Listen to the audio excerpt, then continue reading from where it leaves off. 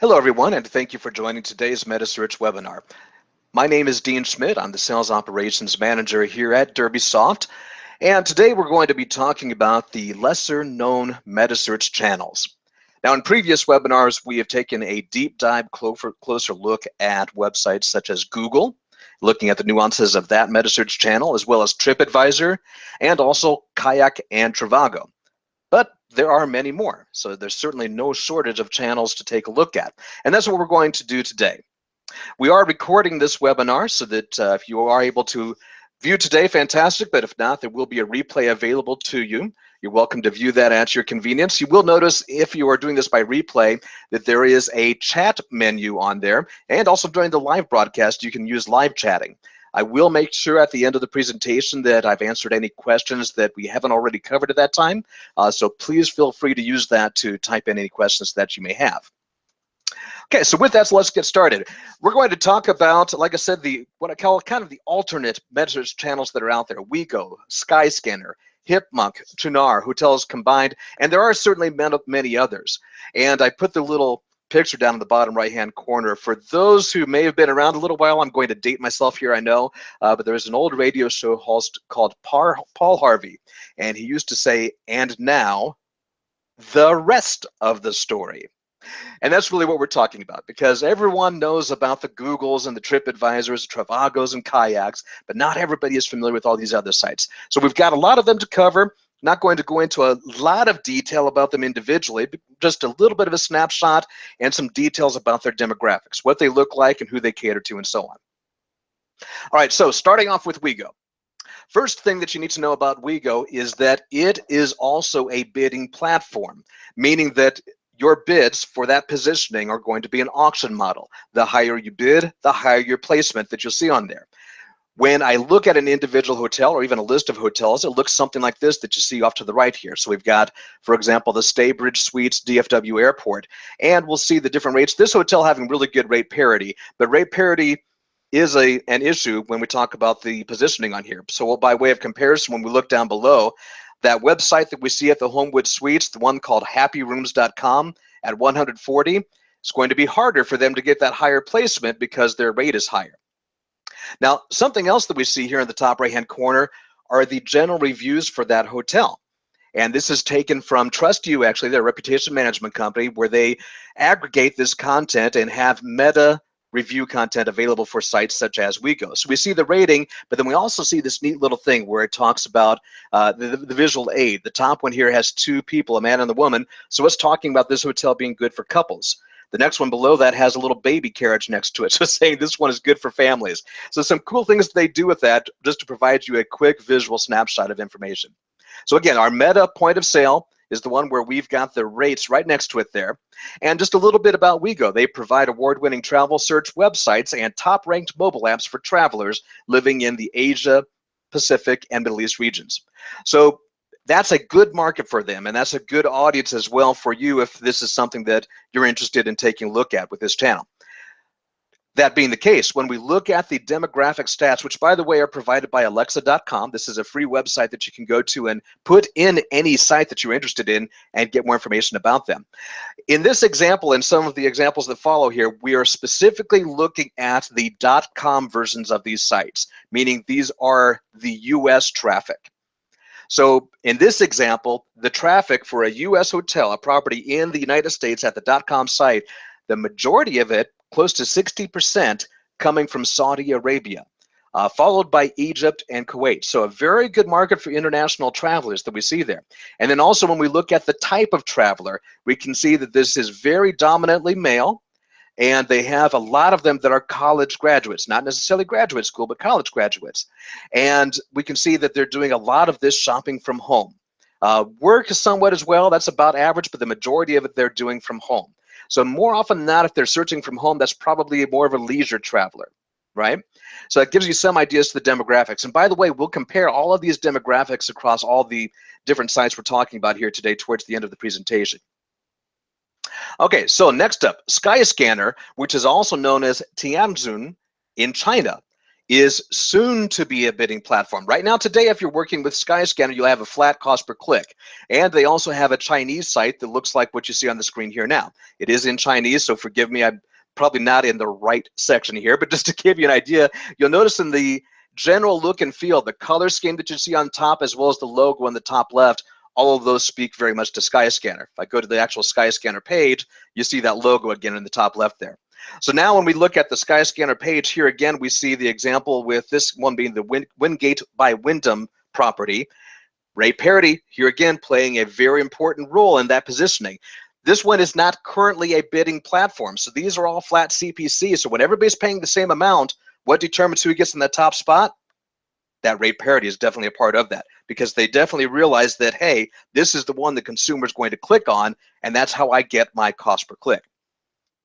All right, so with Skyscanner, they are predominantly a European channel, right? So when I look at their traffic from their .co.uk site, this is one where I'll break that out. I don't for the others, but when I look at that example within the United Kingdom for that area, that traffic is 93%. Very much dominates that that's where their traffic is coming from.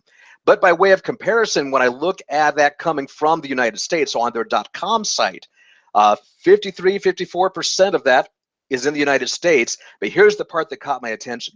More than 10% of that coming out of Greece. So that is traffic from Greece coming into the United States. If that's an attractive market to you, this is a really good channel. Germany, 4%, also not bad. And then we see United Kingdom at 2.5% roughly. And the reason I point this out is because a lot of times we think of them as a UK site, but I tell you what, there's some other countries that have a lot of traffic coming through on this channel.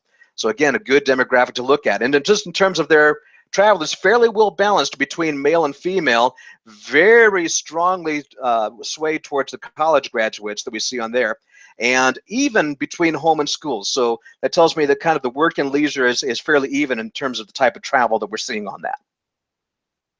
Okay, Hipmunk is another one that is soon to be a bidding platform. Now, there's something very special about Hipmunk that we need to pay attention to. We hear everybody these days talking about Airbnb, and guess what? Airbnb is on Hipmunk. So that's important to be aware of in your market. If that Airbnb is causing you a little bit of heartache, this is a site that you want to make sure you're paying attention to, and that you're having a presence on there for your hotel.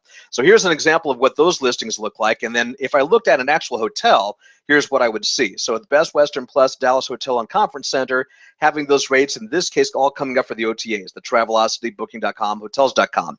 You notice, though, that they do have that very prominent select button at the top of that list. Now, again, this is a soon-to-be bidding platform. Here's another example where today these are all fairly even. So in these examples, if they have perfect rate parity, which they do in this case, now they're going to look at that from a perspective of where are the best conversions coming from? Where's the most traffic coming from? Where do people like to click? And those sort of elements. If there was a rate disparity in here, then we would see the lowest rate coming up on the top of that list. Okay, next up, we're going to talk, oh, I'm sorry, almost forgot about the demographic stats for Hipmunk. So real quickly, United States, a large part of their traffic, better than 75% of it. Canada, no surprise, coming up there, and also United Kingdom, a large part of that. Now, when we look at their traveler profile, these are more predominantly female than male. By way of comparison, we went from one that was dominant male to fairly even, now more towards the female, also college graduates and graduate school, and a lot of this searching from home. So this suggesting this is a lot of female travelers, maybe leisure travelers searching from home, and a lot of very well-educated individuals. Okay, next up, going over here to Chunar. So Chunar is a program that is popular in Asia. This is one of the most popular Asian travel sites. There is a really key advantage when we talk about this site, and that is the fact that they do offer an assisted booking program. Now, we did a previous webinar about assisted booking, which I'm going to type into the chat menu here in just a second. So it's www.bit.ly/webinar2meta. And you'll see it on the screen there as well. And if you want to click on the link in the chat area, you'll see that. Okay, but the reason I bring this up, assisted booking models have a lot of different pros and cons, and that webinar talks about them in more detail. The one for Chunar, though, has a very distinct advantage. Because it is an assisted booking model, that means that it lives within the Chunar environment. What that means is that your hotel now has a presence in that Chinese market on a natural language Chinese landing page. So it automatically builds a Chinese landing page for you. Now, granted, this is still within the Chunar, and again, there's pros and cons to having that assisted booking model. This is one, though, where I see it has a strong advantage because we want content that is in that local language and that is represented within that environment. So that's a strong advantage for it.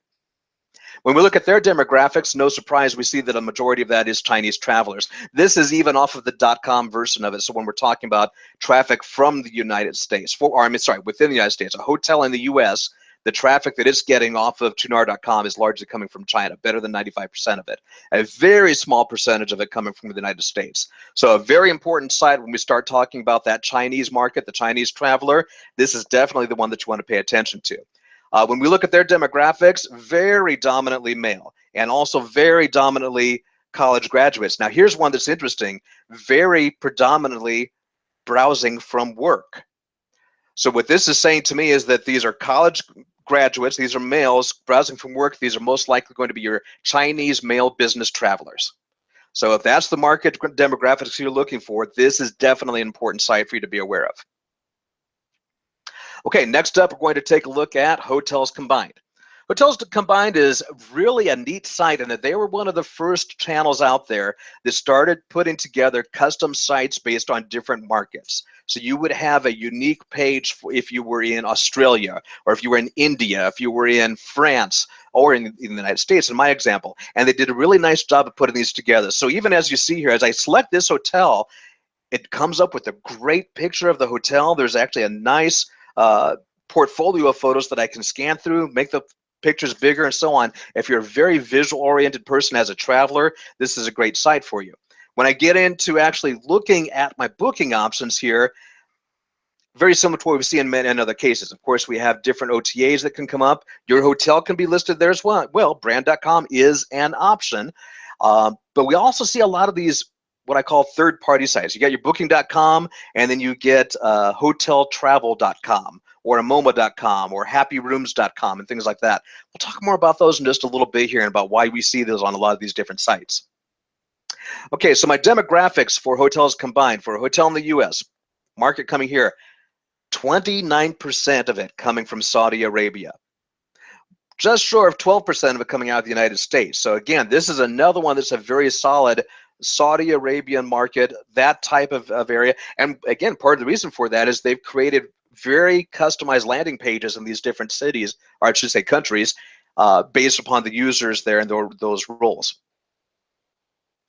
Their demographics, predominantly male, graduate school and college graduates, and fairly even between home and school. So work and leisure, fairly steady between the two of those. Okay, so now let's take a look at all of these side by side. We've looked at them individually, and this just gives you a snapshot of how they measure up against each other. So if we look at the top markets that these all serve, we can see quickly for that Saudi Arabian market, up here we've got WeGo on the top left-hand corner, my HotelsCombined in the bottom right-hand corner. WeGo, the only one that has that Egypt market coming in as part of that equation. If I'm looking for the Chinese market, Chunar, the only one that stands out for that. Ones that have a good presence in the United States, for the United States, of course, being Skyscanner and Hipmunk, and the only one really having a presence out of this coming from Greece, coming over there at Skyscanner. So all of these having kind of their unique flavors to them and their unique demographics. So speaking of those demographics, moving on to that part of it, when we look at this, and now this is a little bit smaller, I had to make them kind of small to fit on the same page here, but we can look at this and go back and review now. If we're looking for a female audience, for example, we're really interested in Skyscanner and Hipmunk, where that's fairly well balanced, and in Hipmunk even in fact swaying more in favor of the female audience. If we're looking for a predominant male audience, WeGo Chunar and HotelsCombined definitely measure up against that. And of those, Chunar being the one, as I mentioned earlier, that has a very strong shop from work or browse from work component, suggesting those are very strongly oriented towards the business travelers. Okay, so marketing strategies. I try to talk about this just a little bit with each webinar and just talking about how we want to strategize with all of the channels that are out there really, and why these channels are an important part of it, where they fit in as part of the bigger picture. So as I've mentioned in some previous webinars, the first thing we need to do is know your goals. If we don't know where you are going, we'll end up somewhere else, right? So we need to know, are we trying to look at our Metasearch campaigns from a branding perspective? Is it all about the volume? Is it about the return on ad spend? Maybe a specific device, and so on. And how does that all stack up? We could also think of it in terms of exposure in different markets and the geographic settings and things like that. Where do we want to have that visibility? So it's important to understand that. Now, once we understand what our goals are, then for these different sites we talked about today, as I mentioned earlier, we notice different sites like these. This hoteltravel.com, hotelsclick.com, amomo.com, happyrooms.com, and many others that are showing up on there. A lot of these are third-party wholesaler sites. Amomo is notorious for dumping off wholesale inventory onto Metasearch channels, and even just some of these smaller OTA programs that are out there. None of these are the big budget ones, right? They're not the booking.coms or the Expedias. So why is this significant? Why are they on these sites? Well, to be fair, these sites are not going to have as much traffic as Google, or as TripAdvisor, as Kayak or Trivago, but they also have a much lower cost per click. So by having a low CPC, a lot of these sites like a happyrooms.com can get the impression share, can get the visibility on these sites, and that's all about what they want to do. They want to start getting some traffic, because right now, I've never heard of happyrooms.com. Well, I shouldn't say that I've heard of it, but it's not one that I'm familiar with. We'll put it that way. But if they can piggyback on a site that gives them some of that exposure to now where I'm seeing that name over and over again, and if they get a click, more power to it, it's probably a very low cost per click. And that's why it can also be an advantage for hotels, because it gives you the ability to have a very low risk, no, not a lot of traffic. It's not going to generate as much traffic as your TripAdvisor campaigns, but a very low risk, a very low CPC, so a very low barrier to entry on that, if you will. One other thing that I always emphasize in my presentations is the fact that we need to know the reputation. If you recall on one of the first screens where I was talking about WeGo, it featured an overall score for that hotel. I'm a very big proponent of this. This is so important. Reputation management and Metasearch go hand in hand. If you are engaged in a Metasearch campaign, then you certainly ought to know what your reputation is on that site. You're trying to occupy a point of sale spot and you don't know what your reputation is on that site, you may be wasting your money on there. And it goes the other way as well. If you are actively engaged in managing your reputation on that site, but you're not occupying the point of sale where the money comes from, you're also missing out on part of that equation. And I've mentioned on every case that there are different companies out there that are focused on reputation management. TrustU, ReviewPro, Revenate, Medallia, and I certainly encourage you to contact one or more of those to get more information. With that, I want to take back a look here at the chat area, see if we have any unanswered questions. I think that we've got everything covered in there. Very good. Okay. So once again, if you do have any questions, please reach out to me and let me know. Again, my name is Dean Schmidt. I'm the Sales Operations Manager at Click by Derbysoft. You'll see my email address on the screen there. Also, if you are watching this on the replay through Webinar Jam, you can go in. Actually, there's a chat menu on there that you're welcome to type the question into that will get sent to me. I'll be happy to answer those. Even if you're watching this as a YouTube link and watching the video on there, feel free to type a question on that page. It is open, and we'll be happy to answer those. I want to thank everybody for your time here today. I hope you enjoyed the presentation. Look forward to hearing you or seeing you again on one of our future webinars. Thank you very much. Bye.